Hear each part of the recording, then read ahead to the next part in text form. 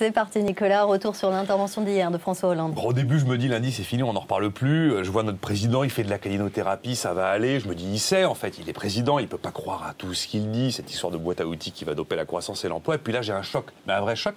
Quand il me dit quand j'arrive au mois de mai, je pensais pas que la crise durerait si longtemps. Ah là je me suis dit si, il croit probablement ce qu'il dit. Alors on va reprendre point par point les grandes questions économiques. La première, taxe à 75%.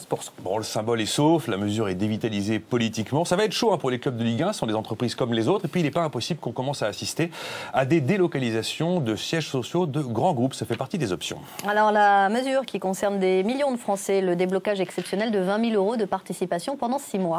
Tu veux augmenter ton pouvoir d'achat, fais-le avec ton propre argent. Voilà, c'est pas compliqué. C'est la prime à la casse que chacun se paye lui-même. Ça fait quand même marrer de voir qu'on fait la promotion de l'épargne salariale après l'avoir pilonné dans le budget 2013 quand le forfait social est passé d'un coup d'un seul de 8 à 20%. Et puis il n'y aura plus d'augmentation d'impôts en 2014. Ouais, pour l'État, mais vous allez voir pour la sécurité sociale, et puis il y aura de la TVA, et puis ça va bouger sur les allocs, ça va aussi bouger sur les pensions de retraite, et puis sur les collectivités locales. Le président reconnaît qu'il n'a pas la main, et puis il faut 6 milliards de plus pour compenser 6 milliards en 2013 qui s'éteignent, qui étaient des taxes one-shot, donc ça fait quand même beaucoup de mais. La douloureuse, la réforme des retraites. Écoutez, la gauche qui avait dénoncé une solution sous la droite nous dit que c'est la seule solution aujourd'hui. Évidemment, il faudra bouger les bornes d'âge et allonger la durée de cotisation. L'assurance chômage. Les indemnités chômage doivent favoriser le retour à l'emploi, nous dit le président. C'est une extraordinaire phrase subliminale. Ça veut dire qu'en gros, les indemnités chômage ne doivent plus dissuader de retourner bosser. Donc on va voir ce qu'il y aura derrière. Il a parlé d'un contrat, le mot contrat. C'est devenu un grand classique quand on parle des ACELIC. Alors la baisse de la dépense publique, elle est où? Voilà, où sont les 60 milliards d'euros? Pour l'instant, je ne sais pas. Le président m'a dit que ça allait se faire en regroupant les commandes publiques. C'est un peu court, bien sûr. Il est évident qu'on ne peut pas déboiser avec un coupon. Donc là, pour l'instant, pas vraiment de réponse concrète. La fiscalité des transmissions d'entreprises.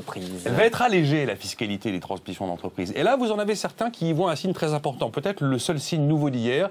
Est-ce que ce serait le point de départ de quelque chose de très important? Est-ce que le gouvernement aurait compris que la faute lourde du budget 2013, c'est la fameuse surtaxation du capital? Et est-ce que du coup, derrière cet allègement de la fiscalité des entreprises, il n'y aurait pas en filigrane l'idée qu'on va remettre à plat la fiscalité du capital pour la rendre à nouveau attractive?